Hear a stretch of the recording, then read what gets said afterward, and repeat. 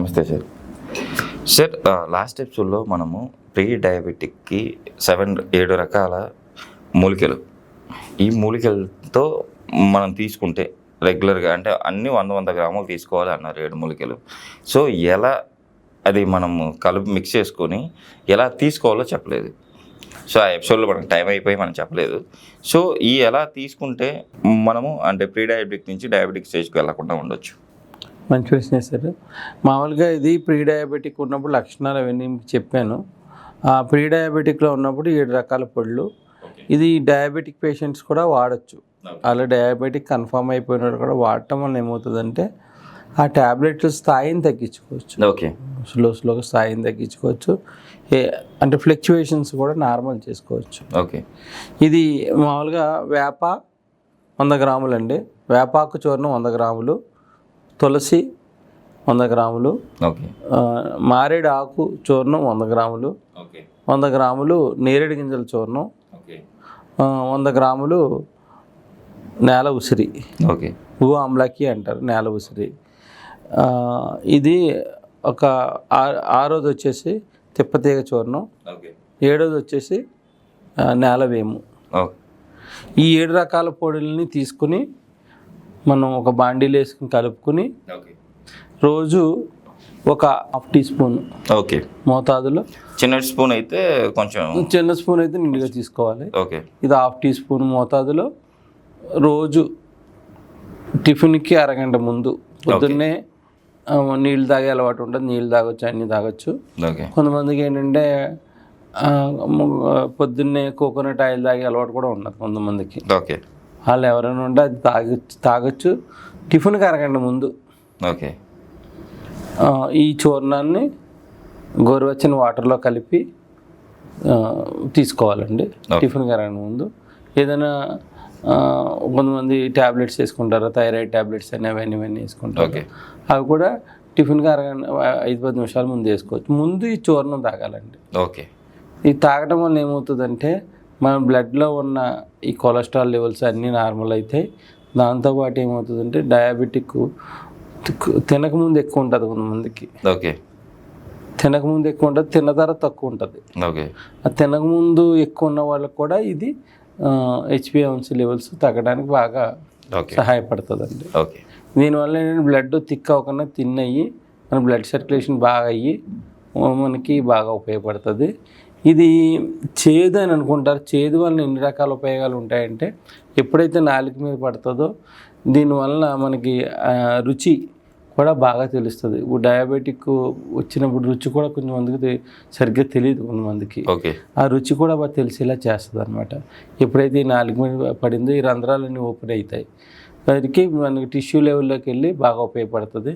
ఇంకా ఓపిక ఉన్న వాళ్ళకైతే ఒక టీ స్పూను, ½ టీ స్పూన్ ఇట్లా తీసుకుంటాం కదండి, ఒక గ్లాస్ అర గ్లాస్ వరకు నీళ్లు మరిగించి ఫిల్టర్ చేసి తాగితే ఇంక ఇది మనకు కావాల్సిన సారాన్ని తాగుతుంది. ఇంక చెత్త చెదారం కూడా ఇంకా అవసరం ఉండదు.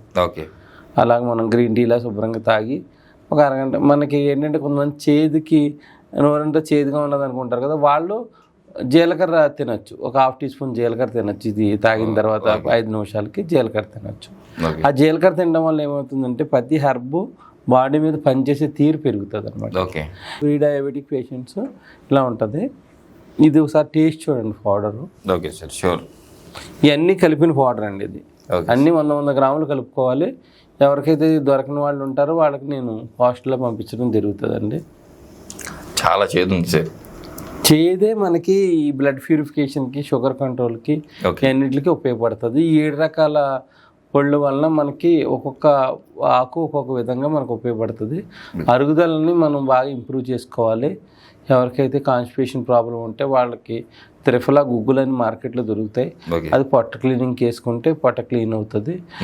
అయినా కూడా మనకి ఏంటంటే భోజనం టిఫిన్కి ముందు కొంచెం ఫైబర్ ఫుడ్ అంటే పొట్టు తీయకన్నా ఉన్న కూరగాయలు ఉంటాయి, కీర కానీ మనకి బీర కానీ ఇట్లా పొట్టు తీయకన్నా ఫైబర్ ఉన్న దాన్ని ఒక కప్పు తింటే, ఇలా ఫ్రూట్స్ కానీ ఆ పైన ఒక ఫైబర్తో తింటే మనకి ఈ ఫైబర్ వల్ల ఏంటంటే కాన్స్టిపేషన్ లేకుండా గట్టు బాగా హెల్తీగా ఉంటుంది. ఆ విధంగా తీసుకుని జొన్న రొట్టెలు తినే వాళ్ళు ఉంటే జొన్న రొట్టెలు తినచ్చు. దానికన్నా తెల్ల జొన్నల కన్నా పచ్చ జొన్నలు మంచివి. ఓకే. అవి రొట్టె రూపంలోని కానీ గట్క రూపంలో కానీ సాయంత్రం వాటికి తీసుకోవచ్చు. కొంతమందికి జొన్నలు అందుబాటులో లేని వాళ్ళు గోధుమ రవ్వ ఉప్మా కింద చేసుకుని కూడా సాయంత్రం తినొచ్చు. దానివల్ల ఏంటంటే ఎనర్జీ లెవెల్స్ ఎక్కువసేపు ఉంటాయి. మిల్లెట్స్ వాడేవాళ్ళు ఎవరైనా ఉంటే మిల్లెట్స్ వాడుకుంటూ కొంచెం రైస్ తింటే మనకేంటి డైజెషన్ బాగా అవుతుంది. మజ్జిగ తీసుకుంటే మంచిది. ఈ విధంగా మనకి ప్రీ డయాబెటిక్లో ఉన్న వాళ్ళు ఏంటంటే డైజెషన్ బాగా చూసుకుంటూ ఈ రకాల పళ్ళు వాడితే మినిమం 3 నెలలు వాడాలి. తర్వాత ఒక పూట వాడితే సరిపోతుంది. మీకు చూస్తుండగానే నెల యొక్క HbA1c లెవెల్స్ తగ్గుతూ ఉంటాయి. ఓకే. కంపల్సరీ ఏంటంటే భోజనం ఫస్ట్ ముద్దలో అట్లీస్ట్ ఒక వెల్లుల్లిపాయను పచ్చి వెల్లుల్లిపాయ పెట్టి తింటే మనకి అరిపాదాల వరకు బ్లడ్ సర్క్యులేషన్ ఉంటుందండి. ఓకే. అంటే మన అరిపాదాల వరకు బ్లడ్ సర్క్యులేషన్ అవ్వడానికి వెల్లుల్లి తీసుకోవాలి. వెల్లుల్లి వల్ల చాలా రకాల ఉపయోగాలు. పచ్చిదే వేడివేడి అన్నంలో పెట్టి తీసుకోవాలి. కొంతమంది ఎర్లీ మార్నింగ్ తీసుకుంటారు, అది గుండెల్లో మంట కింద ఉంటుంది, అది అందరికీ మ్యాచ్ అవ్వదు. అందు గురించి అంటే భోజనం ఫస్ట్ ముద్దలో మధ్యాహ్నం భోజనం ఫస్ట్ ముద్దలో 1 కానీ 2 కానీ వెల్లుల్లిపాయలు పెట్టుకుని తినటం వల్ల ఏమవుతుందంటే అరిపాదాల వరకు బ్లడ్ సర్క్యులేషన్ అవి ఈ ప్రీ డయాబెటిక్లో 7 రకాల పొడులు చాలా బాగా హెల్ప్ అవుతాయి. ఎవరైనా కూడా కావాల్సిన వాళ్ళు నాకు ఆర్డర్ చేసి నన్ను తీసుకోవచ్చు.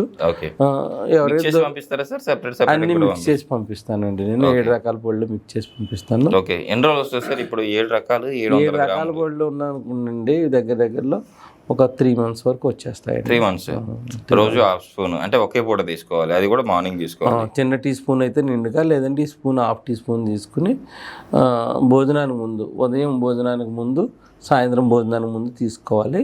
2 సార్లు తీసుకోవాలి. వాళ్ళకి ఎప్పుడైతే మనకి షుగర్ రీడింగ్స్ చూసుకుంటే తినకముందు రీడింగ్స్ తిన రీడింగ్స్ స్లోగా 3 months తగ్గుతాయి. HbA1c లెవెల్స్ అన్నది 1 monthలో తగ్గేది కాదండి. ఓకే. 3 months టైం పడుతుంది. 3 monthsలో తగ్గుతాయి. బయట ఫుడ్ తగ్గించుకుని ఇంట్లో ఫుడ్ ఏదైనా తినొచ్చు. కొంతమంది నాన్ వెజ్ హెవీగా తింటారు, వాళ్ళ మట్టుకి అట్లీస్ట్ వీక్లీ వన్స్ తినాలి. ఎందుకంటే బాడీ డీటాక్సిఫై చేసుకున్నప్పుడు నాన్ వెజ్ పూర్తిగా అరగదు. ఇప్పుడు నాన్ వెజ్ తింటే మినిమం 24 hours తర్వాత పొట్ట క్లీన్ అవటం స్టార్ట్ అవుతుంది. అదే వెజిటేరియన్ తీసుకుంటే 12 గంటలకే పొట్ట క్లీన్ అవుతుంది. ఓకే. అందు గురించి ఏంటంటే ఇలాంటివి మనం ఏదైనా ఆయుర్వేదిక్ మెడికేషన్ తీసుకున్నప్పుడు మనం ఆల్మోస్ట్ ఆల్ వెజిటేరియన్ ఫుడ్లో ఉంటే ఓకే బాగుంటుందండి. నిజంగా సార్, ఈరోజు అయితే 7 రకాల పళ్ళ గురించి చాలా చక్కగా వివరించారు. At the same time pre డయాబెటిక్లో ఉన్న వాళ్ళు తీసుకోవచ్చు, at the same time after అంటే డయాబెటిక్ ఉన్న వాళ్ళు కూడా తీసుకోవచ్చు. ఉన్నవాళ్ళు తీసుకున్న వాళ్ళు ఏంటంటే కొంతమంది షుగర్ రీడింగ్స్ ఒక 160 కన్నా ఎక్కువ ఉండటం, 250 అట్లా ఉన్న వాళ్ళకి కూడా జాగ్రత్త స్లోగా బ్లడ్ ప్యూరిఫై అయ్యి న్యూట్రల్ చేస్తుంది. వాళ్ళకి కూడా HbA1c లెవెల్స్ పెరుగుతున్నాయి అనుకోండి, దానికి కూడా హెల్ప్ చేస్తుంది వాళ్ళకి. వీళ్ళకి ఏంటంటే మందులు వాడకన్నా ఉంటారు వాళ్ళు, ఇంకా వేరే ఫర్దర్గా మందుల వైపు వెళ్ళకన్నా కూడా ఇది చాలా వరకు పెరక్కన అరెస్ట్ చేసే గుణం ఉంటుందండి. ఈ ప్రతి మూలికి ఒక్కొక్క ఔషధ గుణాలు ఉన్నాయి. ఆ ఔషధ గుణాలు పూర్తిగా మీకు ఎక్స్ప్లెయిన్ చేశాను. దాంతోపాటు కొంచెం అశ్వగంధ చూర్ణాన్ని నైట్ పడుకున్నప్పుడు తీసుకుంటే ఏంటంటే నిద్ర డీప్గా పట్టి డైజెషన్ బాగా అయ్యి నెర్వస్ వీక్నెస్ లేకుండా ఉంటుందండి. అది నేను ఆ దగ్గర ఆవు పాలతో చేసిన అశ్వగంధ పౌడర్ కూడా దొరుకుతుంది. కావాల్సిన వాళ్ళు ఎవరైనా కూడా చేయొచ్చు.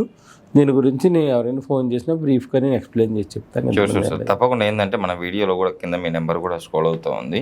తప్పకుండా ఈ ప్రాబ్లం అంటే ప్రీ డయాబెటిక్ ఉన్న అంటే స్పైక్ అయింది అనుకున్న వాళ్ళు కంపల్సరీ ఇది వాడి మెయిన్ ప్రీ డయాబెటిక్ ఉన్నప్పుడు భయపడకన్నా ఫుడ్ మార్చుకుంటే ఇంక ఇబ్బందులు ఏమి ఉండవు. మీకు నెక్స్ట్ ఎపిసోడ్లో ప్రీ డయాబెటిక్ ఏ ఫుడ్ తీసుకుంటే మంచిది, తర్వాత ఎక్కువ మందుల వైపు వెళ్ళకన్నా ఉండటానికి ఏమి జాగ్రత్తలు తీసుకోవాలన్నది నెక్స్ట్ ఎపిసోడ్లో తెలుసుకుందాం. షూర్ సార్, తప్పకుండా మన బెస్ట్లో కూడా దీన్ని గమనిస్తూ ఉన్నారు. కంపల్సరీ మీరు చెప్పినట్టు తీసుకొని ప్రీ డయాబెటిక్ నుంచి డయాబెటిక్ లెవెల్కి వెళ్ళకుండా ఉంటారని చెప్పి ఆశిద్దాం సార్. Thank you.